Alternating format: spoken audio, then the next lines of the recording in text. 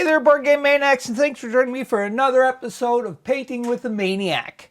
This episode, we are going to be painting a Goblin, as you can see right here, from Fantasy Flight Games' Lord of the Rings Journeys in Middle-earth. Now, one thing I did that is off camera is I just based the miniature out in black, and then I did zenithal highlighting with some white by spraying it at roughly about a 45-degree angle, just to bring out more of the highlights you can see. And I also took some cork and I cut it up to resemble like rocks. And I also super glued that to the base too as well. And now we're ready to paint this Goblin. I'm going to show you what one looks like because I already painted one off camera just so I can get all my color choices all correct and where I want to put the color and everything else. And just to be aware, I am somewhat following a tutorial that was done by Sarastro's Painting. Check him out on YouTube. He has great painting tutorials, and like I said before in other tutorials where I used his tutorials as a base for me painting, is that he does stuff, he paints great, and it's very systematic, I find, what he does, and I'm very impressed with that, so that's why I'm kind of following that. Our colors may be a little different, our techniques may be a little different, and our quality is not going to be as high as his, but we are going to at least paint it tabletop ready. So let's get ready and start doing this. You can see here, I've already painted one, like I said, off camera. And I really like how these goblins turned out, especially with the rusty blades and the rusty armor and everything. And they're kind of in this pose that they're just going to attack you. Very, very, very, very impressed by the sculpture of this. The detail is pretty cool.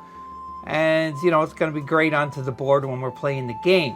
So there you go. That's what we're going to achieve with this one. And that one there, I already did the zenithal highlight and everything before I painted it. So we are starting at the zenithal highlight step. So let's start with step number 1. First step we're doing is we are going to throw a little bit more highlight onto it by taking some paint and going psh.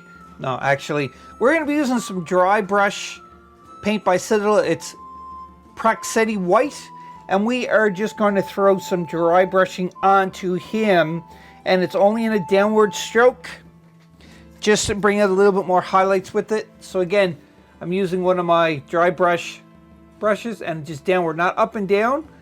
And the reason why is we're just trying to grab the stuff, or the miniature sculpture parts that are just drawn out, or brought out, like the rim of his satchel, his armor, his ears, his nose, you know, that sort of stuff. And again, just scraping away. Well, not really scraping, but just dry brushing. Just to bring it out. And this may help us with less highlights later on. As in the Sarastro's painting where he did the whole series. Just like that. So you can see the highlight is brought out. And again, it's just downward. It's not down and up.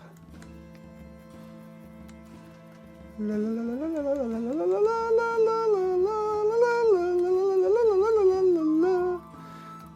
I know I sing great, but never took a lesson in my life. That's right. Yeah. All right, highlights done. Let's go on to the next step. Our first step is we are going to be painting the flesh. And instead of mixing colors, we're just going to use Lorne Forest Green, you can see here. And the mixture of this ratio is probably like 1 to 2, I guess is best. 1 paint to 2 water, because we want to keep it kind of watered down to just to show the highlights and shadows through the paint. So again, just keeping it a little watered down. When I say 1 to 2, it's 1 part paint to 2 parts water. You can use other mixing mediums, like it don't have to be water you use, and it don't have to be the Lorne Forest Green, because you can use whatever colors that you want. Just be aware not to overload your brush too much. And again, the reason why is because if you overload your brush too much, it can bleed through other parts of the miniature, and especially when you already have paint onto it, it kind of will cause a lot of issues. So just be aware of that. You don't want to keep overloading your brush with paint.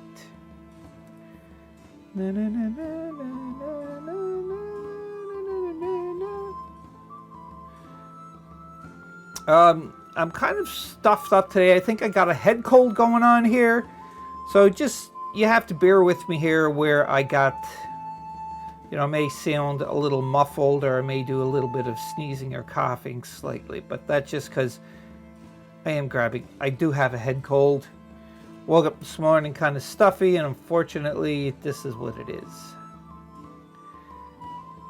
And here we go. So yeah, that's all you got to do. You don't want to like oversaturate the paint. You want it so that, again, you can see some of the white and black through this. That's the whole point of keeping it watered down. So I'm just going to continue painting this, and when this is dry, I will be back with our next level of color. Next step we're going to do is we're going to paint the armor. And it's pretty much the same step for all of the goblins, the orcs, and the ruffian for any type of metal or armor that they have. And that is Abaddon Black, 1 part Abaddon Black, 2 parts Rune Fang Steel, and 1 part of Vallejo or Minotaur Leather Brown. Or not Leather Brown, Flat Brown. Sorry, I grabbed the wrong paint there. There it is. This is the Flat Brown. You can see there. So you just mix them up, and obviously you're going to add a little bit of water to it, just to give a little bit of translucency. You don't want too much with this, though. And the reason why is because it is armor. You're not going to see through, but you want to have the highlights anyhow. So you are going to water it down slightly. Just be aware of that. So I would say 1 part water. Then we just start painting away. Just like so. Now what you could use instead of this mixture is you could just use like lead belcher, and then afterwards add a little bit of orange and brown, like stippled on top for rust effects if you want. You don't have to use the same colors. And I'm not even on camera. Try this again. Here we go.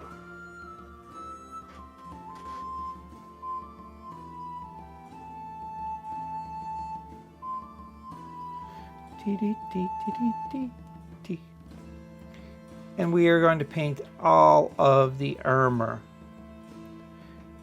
as well as the sword too as well, or any weapons I should say.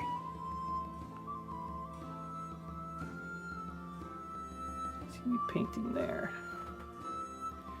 Jeez, I'm so off today because it's just with this head cold, I'm not thinking straight. My head is throbbing. Driving me a little nuts. Well, I'm already nuts, but anyhow. So I'll paint all the rest of this and I'll be back and we'll see what it looks like. Now that all of the armor part is painted, and even onto his front of his legs where he has a protective gear too as well, the next step that we're going to paint is going to be flat brown. You can see right there. And Abaddon Black. So it's probably like 2 flat brown to 1 Abaddon Black and 1 part water. And we're going to be painting all of the leather parts. Well, not all leather, but the parts of leather that we want to be darker. That's what we're going to be painting. So you can see here. And as always, just be mindful about painting it, because where it is watered down, you don't want to cause it so it's going to be all running all over your other paint that you did already.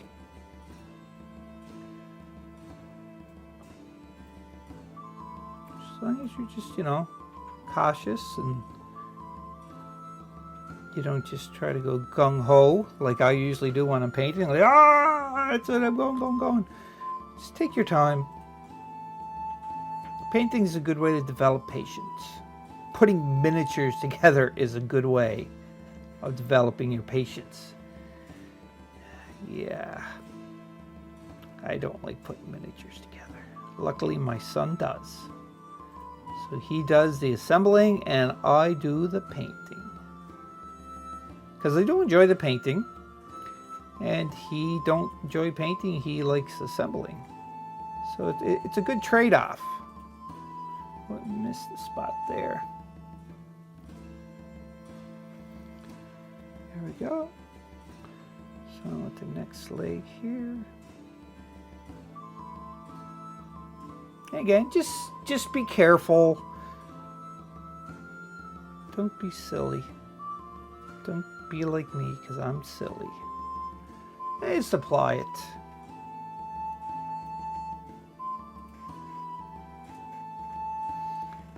Just like so.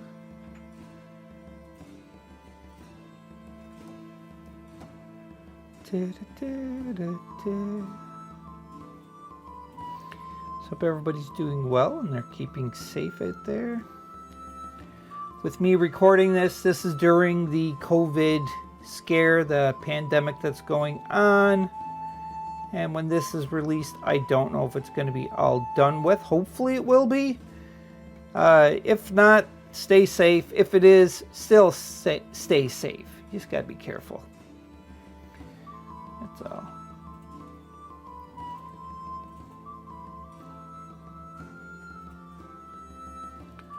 And we're painting his belt too as well. Again, all the leather, well, not all of it, but most of the leather we are painting with the brown mixed with the black.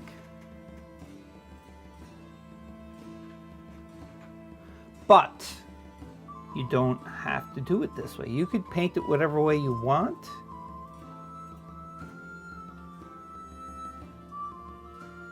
As it is completely into your discretion. The scabbard here would actually to this color leather we're going to paint.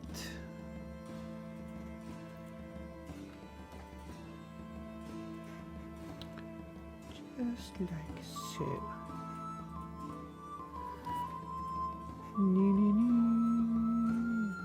his belt.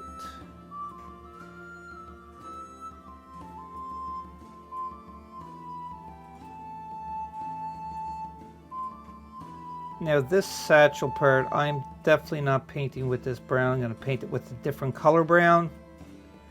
And I left his belt buckle like that because I haven't decided if I want to paint it with like a lead belcher alone, or do I want to paint it the color of the armor.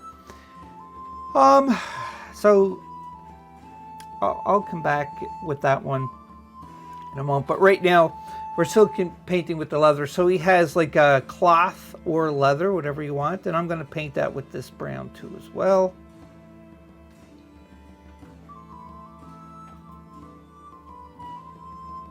Being very careful not to get it on the skin. But if we did, I just paint it over again.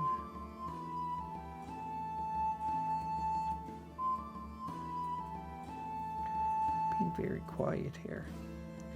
All right, so they do have leather straps too as well, and I'm going to paint that with probably just like the brown itself. Just checking my other miniature what I did there, and I painted it. Actually, no, I'll paint it with the same brown because that's what I did with the other miniatures. So like any of his leather, this part is going to be painted with the same color brown. You can see here he has a strap going this way and a strap there, strap there, strap there. Lots of straps. That I'm going to paint with a different color though.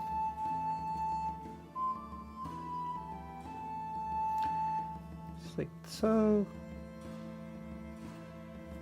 That part there, and also on his arm he has the leather straps going on. Paint that too. So just to cut down the time of the video, I'm gonna stop it here, and I'll be back when this is all painted, finished painted with the leather.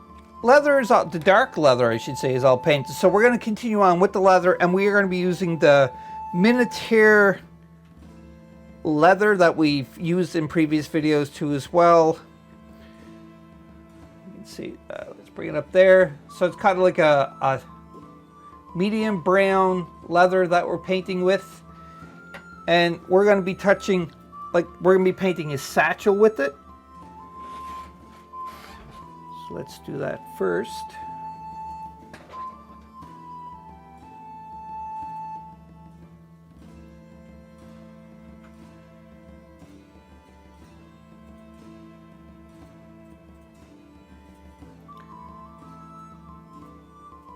Like so.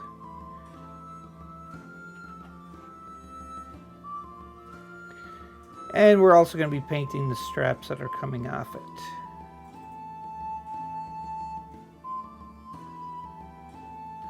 Now, I painted the, I decided just to paint the buckle the color of the armor. I didn't want to change it up too much. So there's that. And also the other part that we're going to be painting here is the leather that is kind of holding his dagger to his belt. We're going to paint it with this same color too as well. You know, we can go ahead and paint the, like all of the ropes, the leather straps or whatever holding his armor on. It's like, but we're not going to bother because we didn't do it to the other one. So I think that is it for the leather brown. So we're going to move on now to, again, another step. While it is all drying so far, we are going to add some Drawstone Gray, and we're just going to paint the cork itself with it. And the reason why we're doing this is because the next step is going to be putting some wash on. And with the wash, it's going to probably be going over the cork and everything too as well. So we just want to make sure all of our layers are painted before we start with the wash or the shade, whatever what you want to call it. So just some Drawstone Gray all over the cork.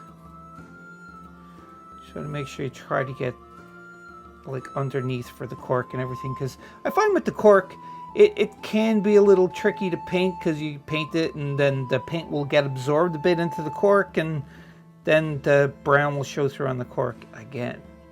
Just want to make sure you got a good coverage onto this cork. Can you use other things besides cork for rocks? Yes, you can. You can actually buy already pre-cut up cork, which is more cork, or you can use real rocks too as well, which I've seen on lots of tutorials online that people are using real rocks. Would be good to help weigh down the base a little bit. So, you know, just be aware of that. So I'm going to let that dry, and then when we're back, we'll start the wash. Moving on to the wash now, we are going to mix up and water down some wash. And this is going to be on all the clothing and the armor and the weapons. And we're going to be using 1 part Known Oil to 2 parts Agrax Earthshade and 1 part water. So after you mix all that up, we're just gonna go over it with, I'm just mixing it up here, just give me 1 second. Yeah, there we go. So we're going to not go on the skin though, because it is green skin. We are going to have a different wash for the green skin itself. But if you accidentally go over it, it's not going to like destroy it. So just be aware of that. So again, just wash away, wash away.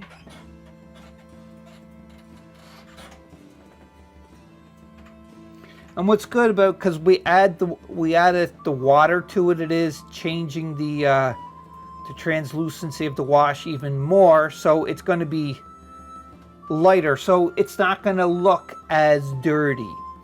But if you want it to be more dirty, all you have to do is add less water or no water at all. And then it will keep the dirt and grime there.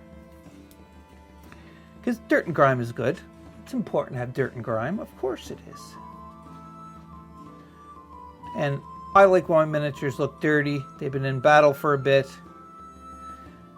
But this is still going to be dirty. It's just not going to be as dirty as what I usually paint my miniatures.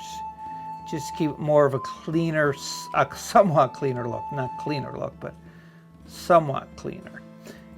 And as I stated, we're trying to avoid the skin, because we are going to do a wash on the skin itself with a different color.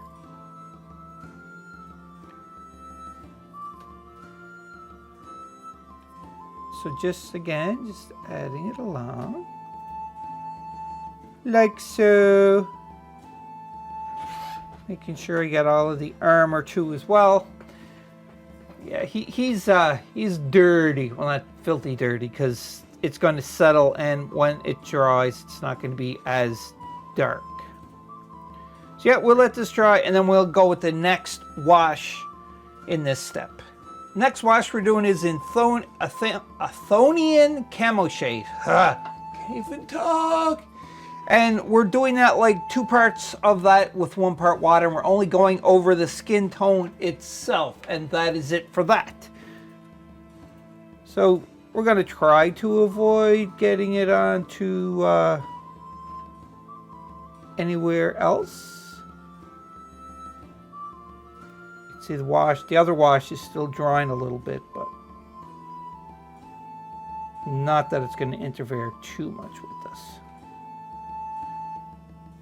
And the reason why it's not straight at the pot is because I wanted to kind of show through the highlights that we've originally painted doing the zenithal highlighting onto it. So you can see there, you can see like the zenithal highlight a little bit showing through. Painting away, not a lot of green paint that we need for this, or the camo shade.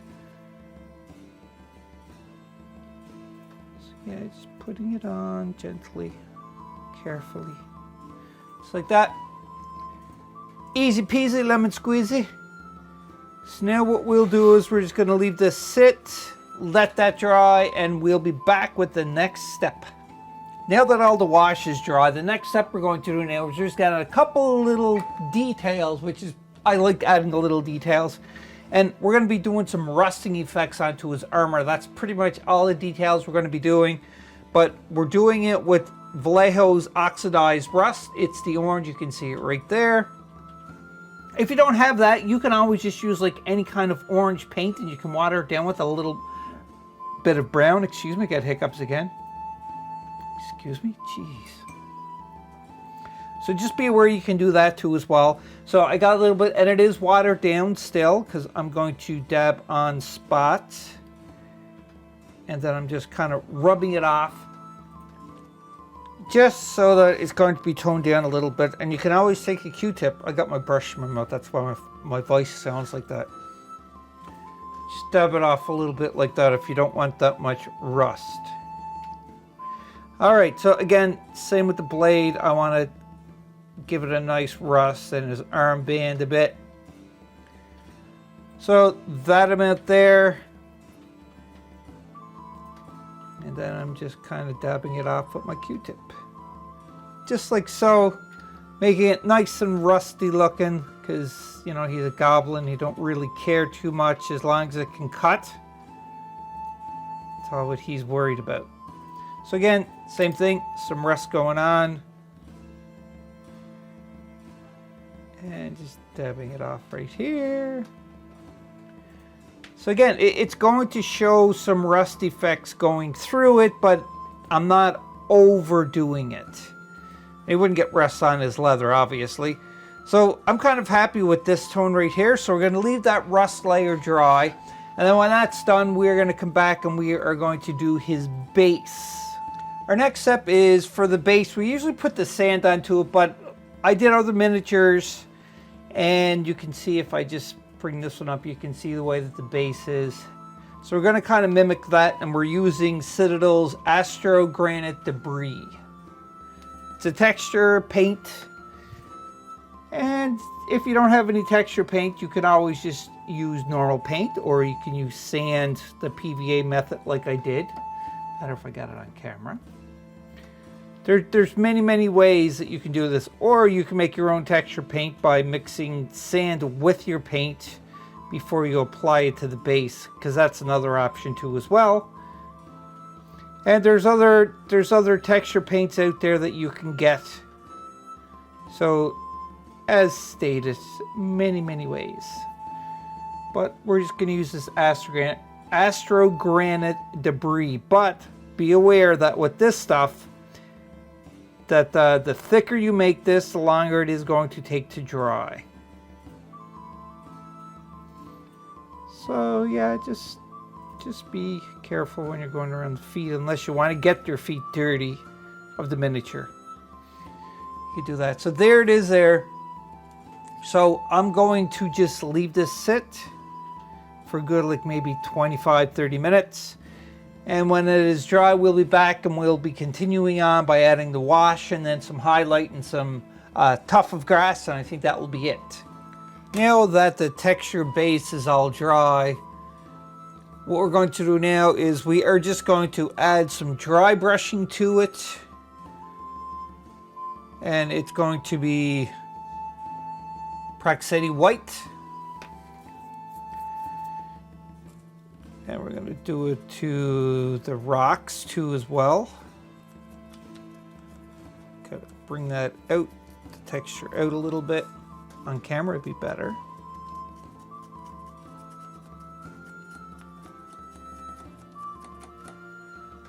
Just like so, just very simple.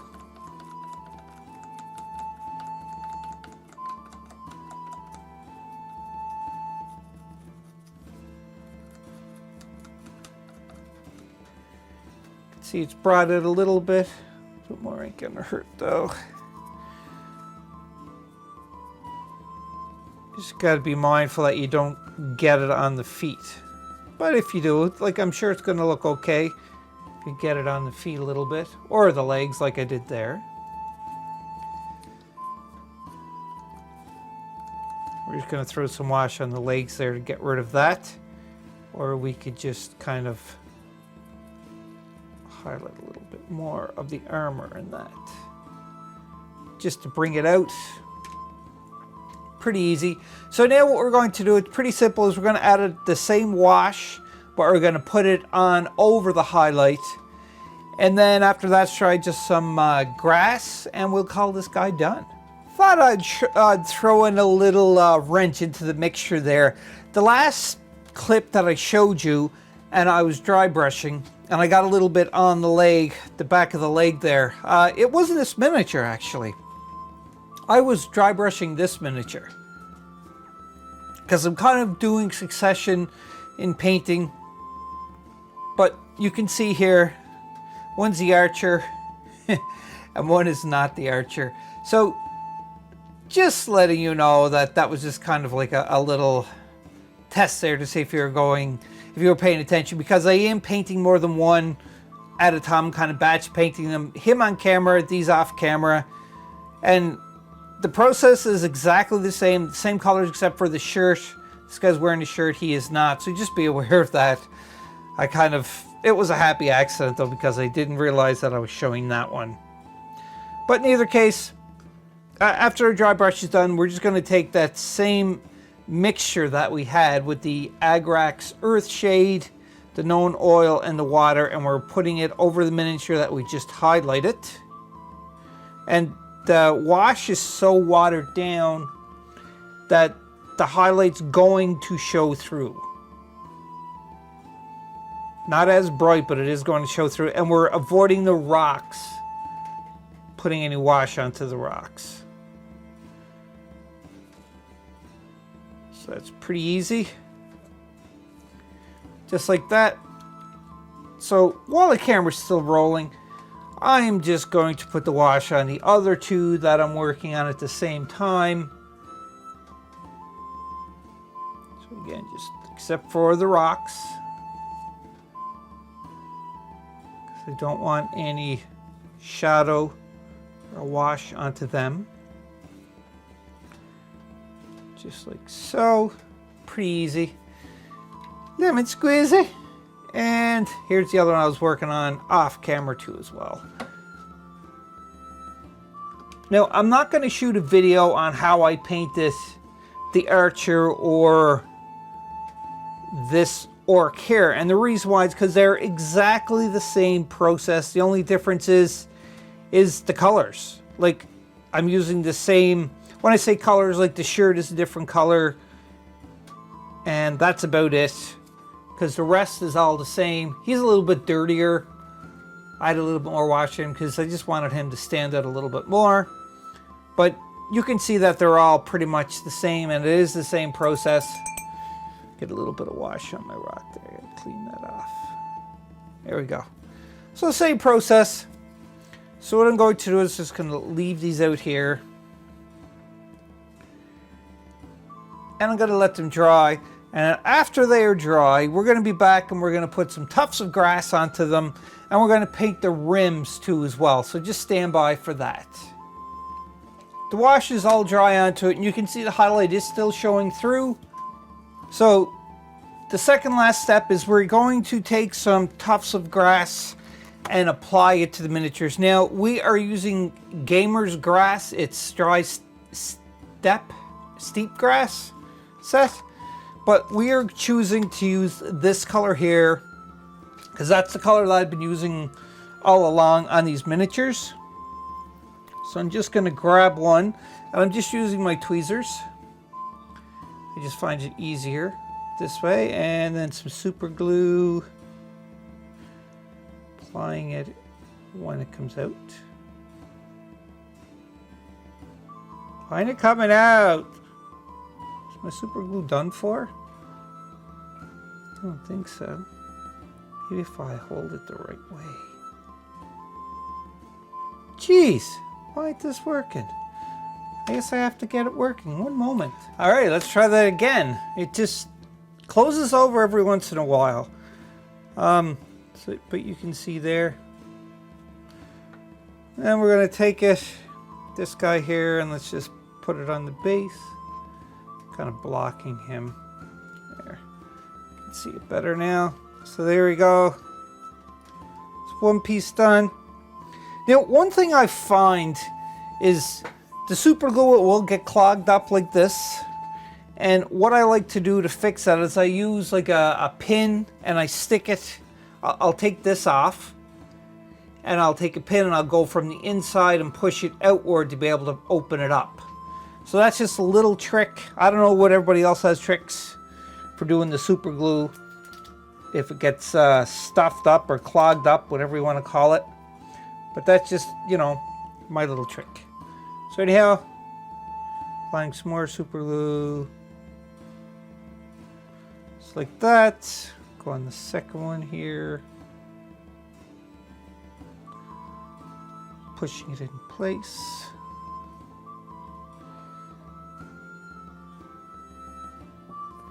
Just like so. And now, last but not least, this one here. I find that, you know, decorating your miniatures base just makes things so much more better. It's more pleasing to the eye. I think so, anyhow. I think so. Pleasing to the eye. Huh? Get it? Get it? Yeah. Anyhow, there we go. So that's it for the basis. Like, we still have to just do one more thing. And I might as well just keep rolling. Grab my paint. Give it a little tiny bit of shake. And we're going to be using Abaddon Black for this. Abaddon Black. Got my paintbrush. Pick one up. And you can see there. Just decorating or painting around the rim. Now, what I did for all of these miniatures, because some of them you get like 6 of the same one in the same pose. So I ended up painting the bases different colors, like the rims around the bases, just so I can differentiate between them. So if we're playing a game and it's like, oh, we got to kill that guy, or, you know, I shot that one already, or I hit it, or whatever, there's wounds on them, just to help keep track of them, then it's easier this way so that they're color coded. So I was shooting at the red one all along. The red one already has 3 wounds onto it, or the black one, because referring to the rim of the base, has this much damage, and I find it easier. So that's just a little tidbit, a little trick there. I'm sure everybody does it already though. But in either case, this is going to end painting the Goblin. Now, I know at the end I kind of did other ones too as well, but these were more off camera than on camera. So as you can see there, And this is just also, I can get them done as quick as I can. I can put them on the gaming table. Yeah, there's one other step that I'm not recording doing, but it's always good to mention it, and that is to seal your miniature. Now you can use like a Aztec, it's part of Testers, or you can even use, well, the Aztec Testers. I had it in like my Lord of the Rings for Games workshop, but I showed them, it's a Testers Aztec series, and it's a clear matte varnish. Or you can use the Citadel line. Like, there's many things that you can use to seal these. And the purpose of sealing your miniatures is because you're picking them up, you're using them all the time and everything. And what happens is that if you don't seal these the paint onto them, it's going to end up rubbing off. And if they're not protected, it'll just come off easy. So by sealing them, it just saves it and makes more longevity for your paint job. So just be aware of that. And that's it. So this is how you paint this guy right here, this Goblin. But again, all the colors I use, I pretty much use them for these, except for I used like a Dark Reaper to paint his clothing, his cloth material. Other than that, everything was the same. Bases are a little different though. I used sterling mud on him, sterling mud on this guy, and I used the granite type texture paint on this one. It slipped my mind what the name of it is. It's the Astro Granite Debris color. Just to give a little bit of variance into them as well. So that's it. This is all done. So the next thing we're going to do is we're going to continue on in another video and continue painting some of the miniatures from the Fantasy Flights game Lord of the Ring Journeys in Middle-earth. So we'll see you in the next video. Hope you enjoyed this. Comment down below. Don't forget to hit the subscribe and like button and the bell notification icon to get notified when other videos such as this is available. And that is about it. So thanks for watching. Thanks for joining me. Let me know if you followed these or what you thought of these Painting with the Maniac series, because I think I got the camera angle and the lighting kind of more down pat, but it'd be nice just to hear from everybody at their technical thoughts and audio and video quality and everything is. Not so much from painting quality, because I am not a professional painter. I'm not a professional painter, I should say.